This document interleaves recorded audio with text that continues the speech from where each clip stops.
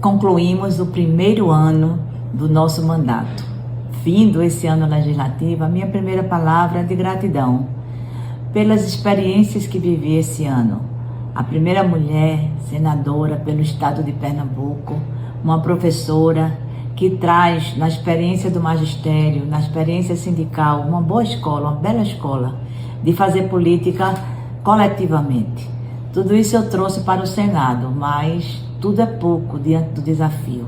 As aprendizagens foram se acumulando naquilo que a gente sempre pensou em fazer. Representar os mais de 2 milhões de votos que nós tivemos no estado, representar a nossa base social, representar todos os municípios como uma senadora municipalista que me proponho a ser. É um ano que a gente faz um balanço positivo, embora reconheça as dificuldades que ainda existem nessa transição pela qual o Brasil passa. Nosso governo, e eu como senadora da base do presidente Lula, com muito orgulho, é um governo de união e de reconstrução. E às vezes as pessoas não se conscientizam disso, acham que a gente está na mesma e não está. O que o presidente Lula fez em um ano, certamente foi mais do que o inelegível fez em 4. E isso reverbera aqui no Senado, com toda certeza.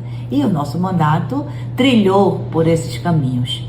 Nós apresentamos, nesse contexto, 14 projetos de lei. Desses, 2 já foram sancionados, 2 já foram concluídos em sua tramitação. Se inscrever as heroínas de Tegico-Papo no livro das heroínas da pátria e o Carnaval de Pernambuco ser considerado manifestação nacional, manifestação cultural de âmbito nacional. Os outros estão em tramitação, alguns inclusive já aprovados nas comissões relativas. Relatei também vários projetos importantes. Relatei 30 projetos. Desses 30, 13 foram aprovados. Eu destaco o projeto de bem-estar, saúde e qualidade e trabalho digno para os profissionais da educação, o projeto de lei da dignidade salarial entre homens e mulheres, salários iguais para homens e mulheres no desempenho das mesmas funções. Fui relatora do PAA, o Plano de Aquisição de Alimentos, e relatora da medida provisória, que depois virou projeto de lei, da retomada das obras inacabadas, deixadas pelo governo passado. Pernambuco tem se beneficiado muito dessas ações do governo Lula, seja com a presença de vários ministros e ministras, seja com a presença do próprio presidente Lula, seja com um PAC de mais de 90 milhões, e tudo isso dá a Pernambuco o resultado que deu recentemente. Um dos estados que mais cresce no Nordeste. É bom, é investimento, é saúde, é educação para o povo. E o presidente Lula, nem o nosso mandato, darão as costas para isso. Nem vamos reclamar se o presidente Lula está indo para uma atividade do prefeito ou se o presidente Lula está indo para uma atividade da governadora. Isso é institucional. O que a gente reclama, primeiro, é quando as obras não são anunciadas como obras de parceria com o governo do presidente Lula. Precisam ser assim. É obrigação, mas é também prioridade.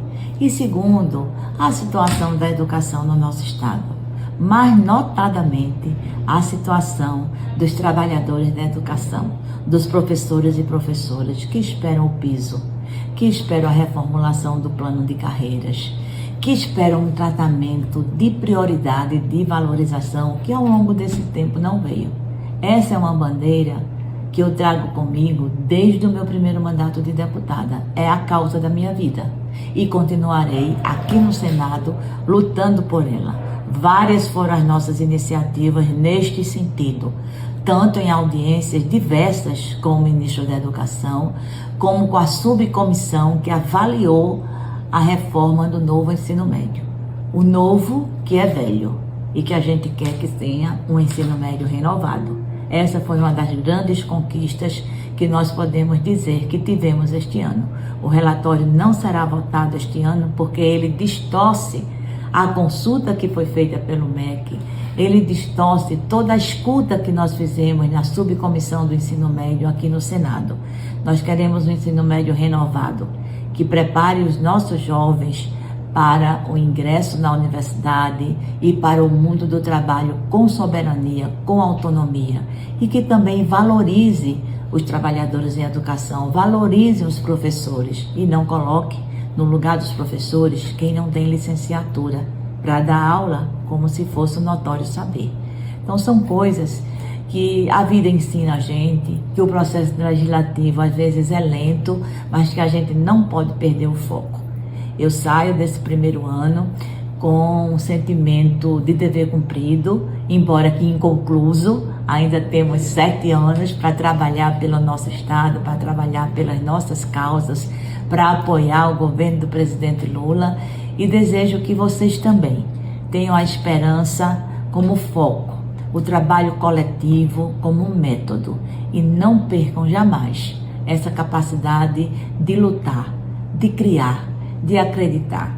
Que o Natal seja de paz, que onde haja guerra, haja uma luz para iluminar as mentes dos fazedores de guerra.